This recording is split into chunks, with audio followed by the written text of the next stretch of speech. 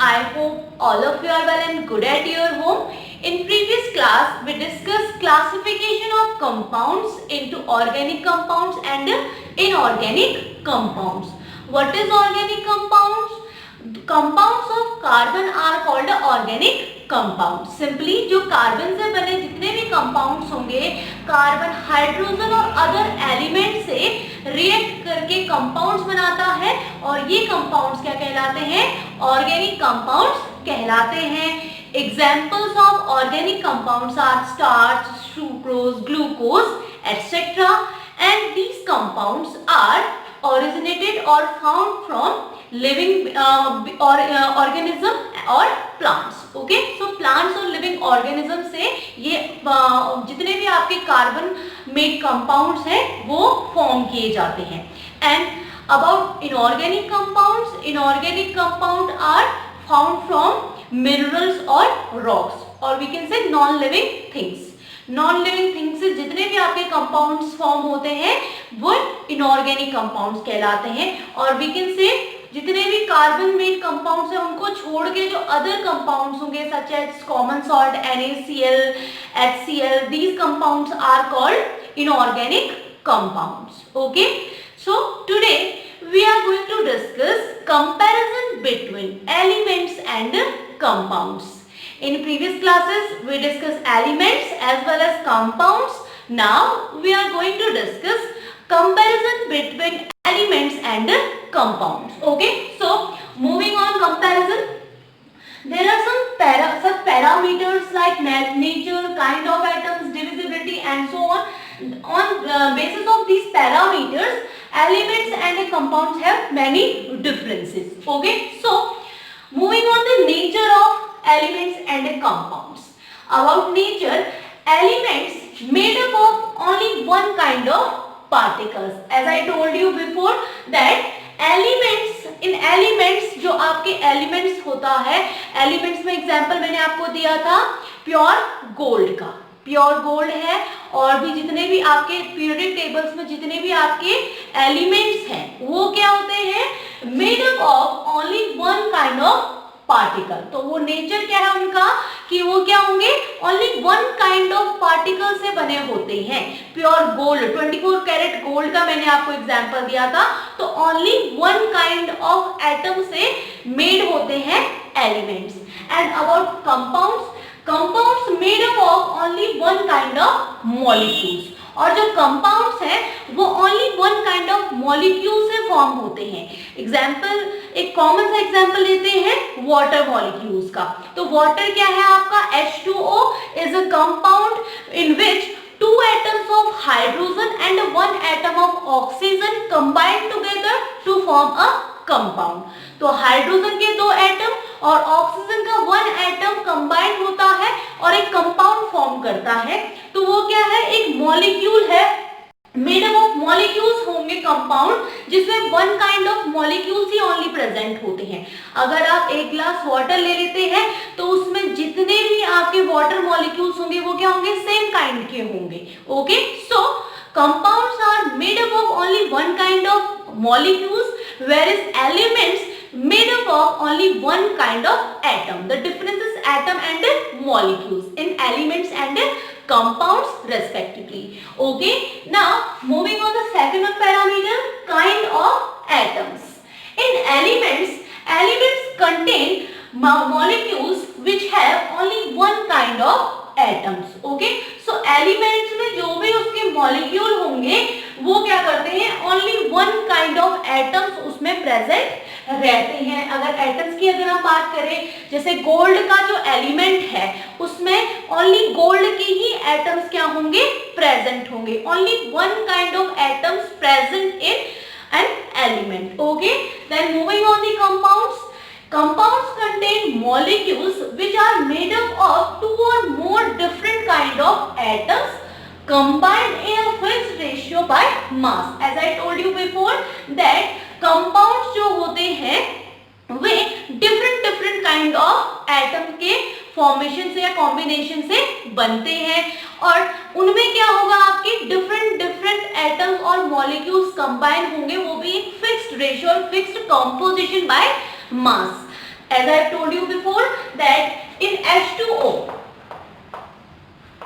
in water molecule, the fixed ratio of these hydrogen and oxygen molecule is 1:8. Okay, so we can say that compounds contain molecules. molecules इसमें hydrogen का molecule है, भले oxygen का atom है, तो atom और molecule के combination से आपके कंपाउंड फॉर्म होते हैं और उसमें क्या होंगे, 2 or more different types of atoms और molecules उसमें हो सकते हैं और वो कंबाइन होते हैं in a fixed ratio by mass.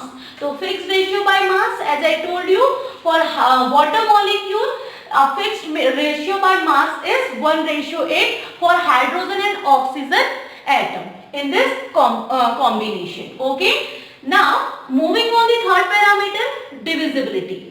Elements cannot be divided into simple substances by chemical reaction. Okay, तो simple chemical reaction से या physical method से elements को डिवाइड नहीं किया जा सकता उनके कंपोनेंट्स में.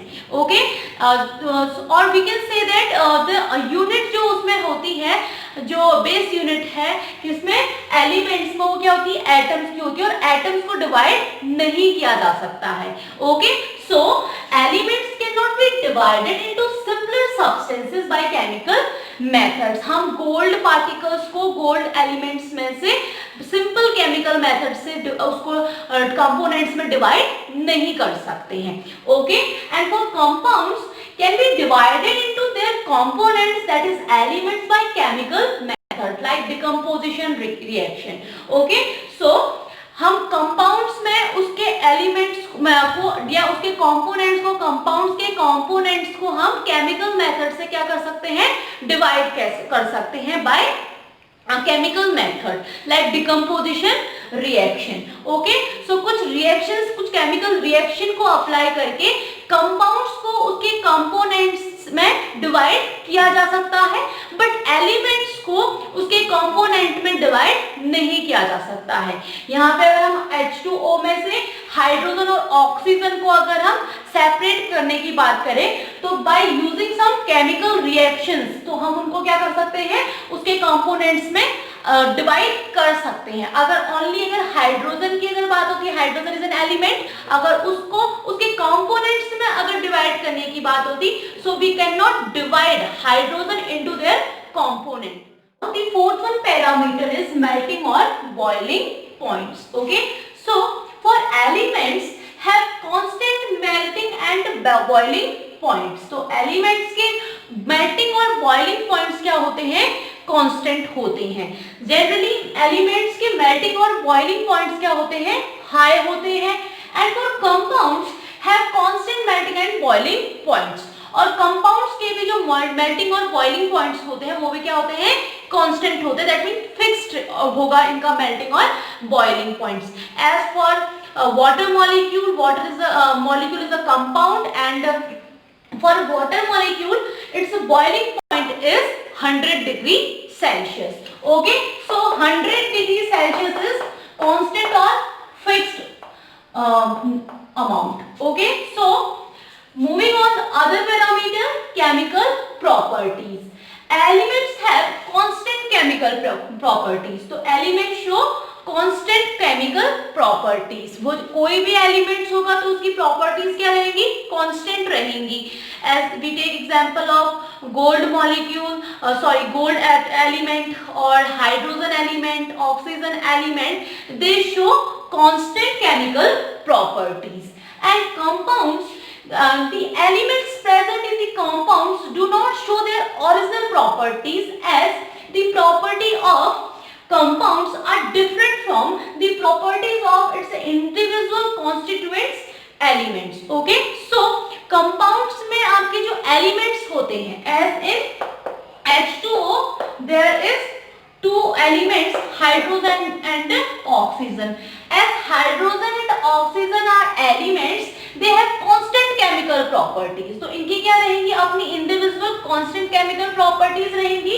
बट अगर ये कंपाउंड फॉर्म हो जाता है तो उसके बाद वो इंडिविजुअल प्रॉपर्टीज शो न करते हुए वो क्या करेगा, उसकी एक अपनी अलग से कांस्टेंट प्रॉपर्टीज वो शो करेगा। एज अ हाइड्रोजन और ऑक्सीजन ये क्या रहती है आपकी, जनरली गैसेस फॉर्म में रहती हैं, तो उनकी अपनी क्या है, अलग डिफरेंट प्रॉपर्टीज है as an element.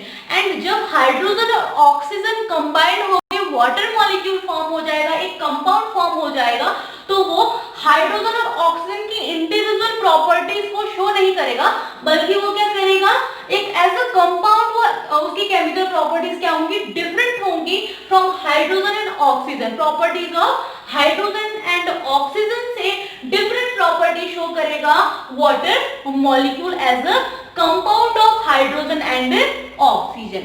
Okay, so these are 5 parameters. On the basis of these parameters there are difference in elements and compounds. Okay, so that's all for today. I will meet you in my next video.